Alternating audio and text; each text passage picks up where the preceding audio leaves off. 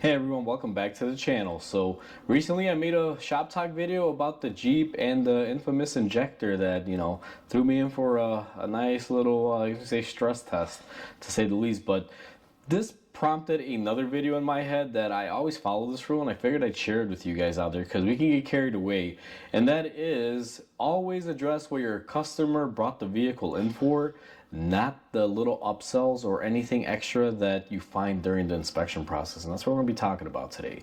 Now, before we go ahead and begin, if you haven't subscribed to the channel, hit the subscribe button down below, smash the like button because it helps the channel out. And with that said, let's go ahead and get started on today's video. I'm human. I make mistakes. And I'm not ashamed to admit it. I mean, if you say you're human and you never made a mistake, well, guess what? I call BS. That's just the true nature of it because we all make mistakes. Now, one mistake that you should never make is the one that I just made a few weeks ago, or actually, yeah, it's been about a week or two now, and I'm filming this video. So, we talked about in a previous shop talk video about the Jeep misfire that, diagnosed the spark plugs and had good reason to call it as bad spark plugs because they were worn down to the nub. But we also had a secondary underlying issue. Now, I would have never known that unless I had, started off right from the get-go with the initial concern of why the vehicle owner brought me the vehicle, which was the misfire. So the way that that vehicle happened to land in the shop and get all that work was they brought it in because they had a misfire after coming home from work, and the next day they brought it over and said, hey, my truck's misfiring. Like I mentioned in that previous video, I, pulled out the spark plug, saw it was worn down, and they told me it was an original tune-up. They never had done it before. They've owned the vehicle since brand new, so I figured, okay, 1 + 1 = 2, just a tune-up. That's why it's misfiring. Especially seeing spark plug number 5 with no electrode, pretty much gone. It was inside of the ceramic. That's how worn down it was. So we got that portion of it right, but where I screwed up is that while it was here, and I'm going to say this is a screw up, but while it was here, we found other things. Some things were leaking and, suspension needed a little bit refreshing and stuff like that. And I told them about all that, and it wound up turning into a mechanical restoration, as you guys have seen and will see in the videos. It's not all out yet because this may come out during that month, but on a Monday, as the shop talks do. But either way, I wound up, making recommendations, and they said, you know what, let's just do it all. And I was like, all right, cool, let's do it. My biggest fail in this whole part, and where I personally hold myself accountable, where I kind of screwed up and dropped the ball, even though it was kind of out of my hands. And again, I'm not making excuses, but I mean, I'm the guy working on it. I'm the tech. I did kind of drop the ball. For as many years as I've been doing this, which is quite a bit now. We're coming up on 18 years, and that feels really weird to say because I'm not that old, but I'm also not that young. But either way, for 18 years, my model's always been this.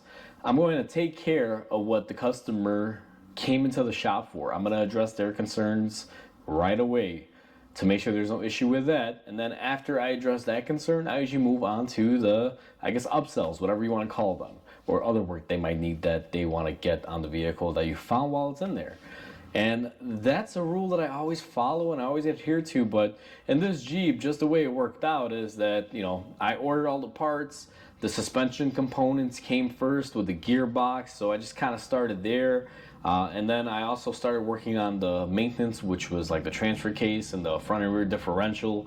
So it just kind of, I kind of went with what parts I had. Normally I will wait until I get everything and then start on the project.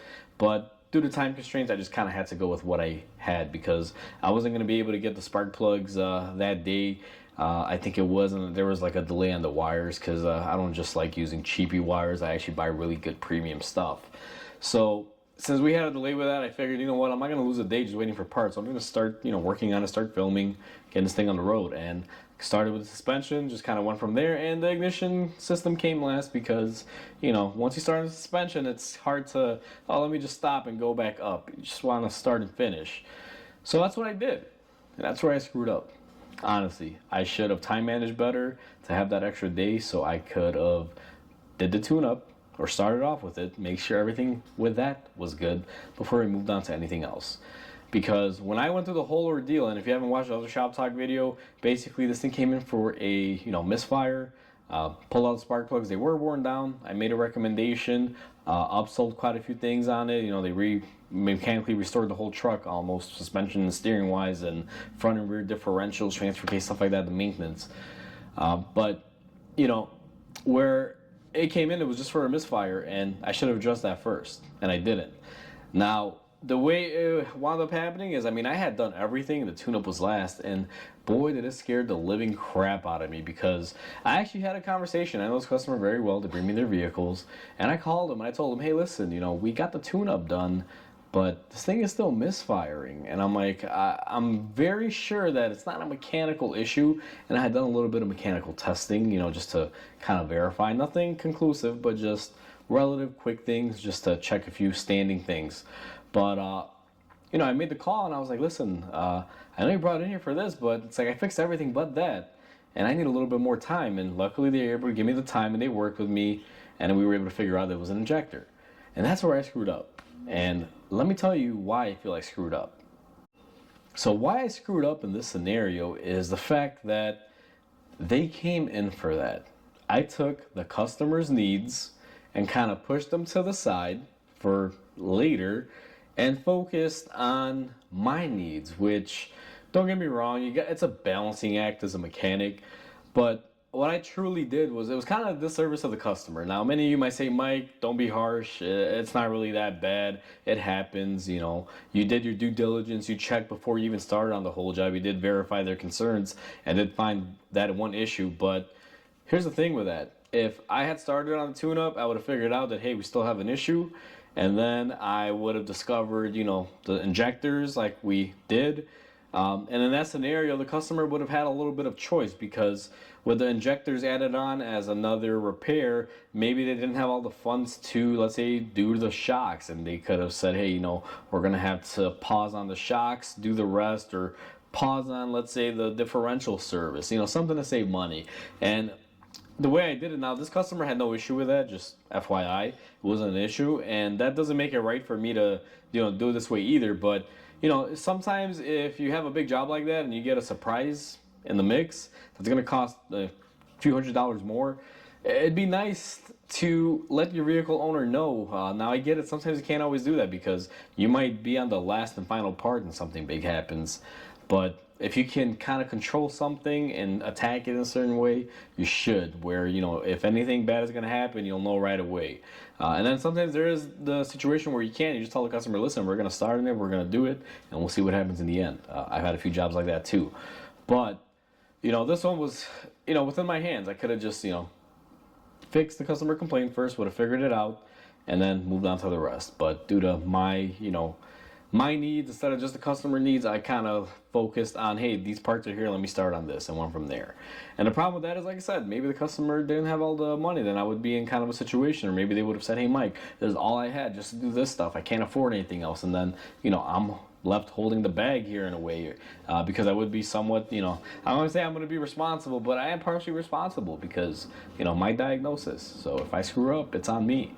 But like I said, none of that happened. This customer is a very great customer, and if you're watching this video, thank you. I really appreciate you guys and your business and for working with me, because, you know, it means a lot to me, and I really am thankful. And like I said, I screwed up here, and I know I didn't, you know, initially say that, but, you know, when they picked up the car, you know, we had a conversation. You guys know if you watch this video, and I'm speaking to the owners of it because they do follow my videos.